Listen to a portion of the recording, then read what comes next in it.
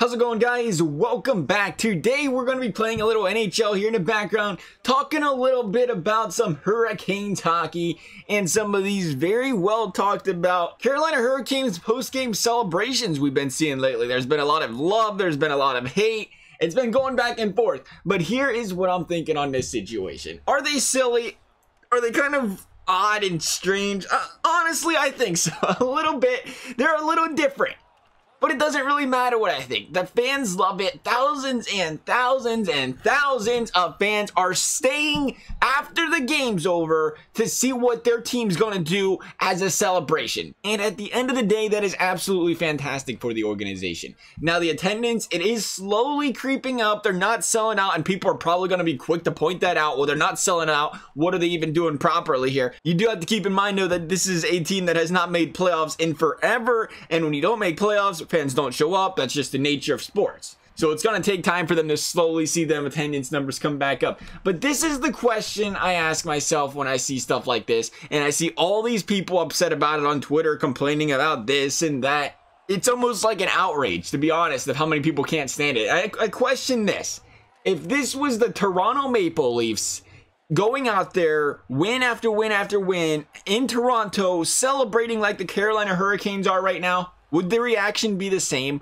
Would there be as many people hating because there's a lot more fans in Toronto that will happily defend this? Would there be as many people making a big deal out of this if it was a big market team like Toronto? Or would they be like, why is everybody so upset? It's just a bunch of young guys, Mitchie Martins and Austin Matthews. They're just having a little bit of fun after the game.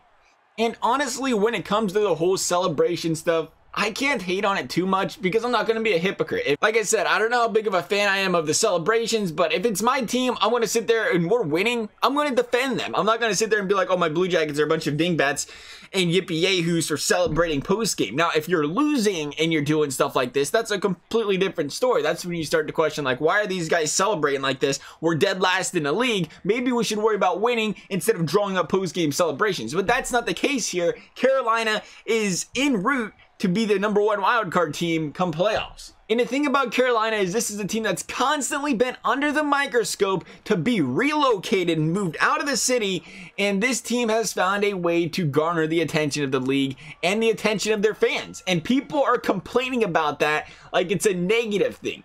People everywhere are upset that the team that has garnered the least amount of attention over the last decade is getting attention. I mean, if this is the Penguins doing it, you know, celebrating after winning back-to-back cups the following season, then yeah, I might be a little bit bitter and I'll feel like they're being cocky, you know what. But this is literally a team fighting for their lives, a city fighting to keep their team, and they are doing something to bring a spotlight on Carolina, and people are getting mad about that. Now, myself personally, I am more of a traditionalist when it comes to sports. I like to see the history and the tradition of the sports continued on. Sometimes evolution of sports is a little bit more difficult for me. So I can kind of see why the older sports fans that have been watching this sport for years don't want to see this type of change. But at the same time, it's not like this is a bat flip after hitting a home run or a guy standing over top a guy after making a tackle in the NFL. These guys are connecting with their fans after the game is over when no one else is on the ice. I don't see what the big deal is. Now, if anything, this stuff, it ought to be feel for a team. If you're going into Carolina, you should be like, I want to beat the snot out of these guys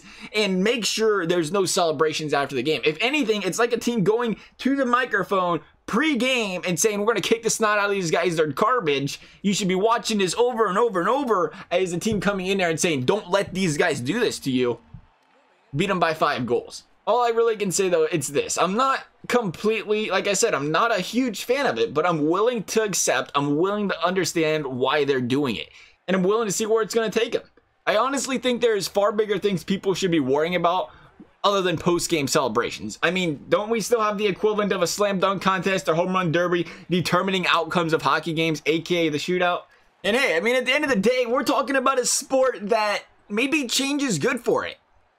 I still can't watch Stanley Cup games on national TV or basic cable. You gotta, in the United States, we're talking premium cable. That is how far behind hockey is from every other sport right now, popularity-wise.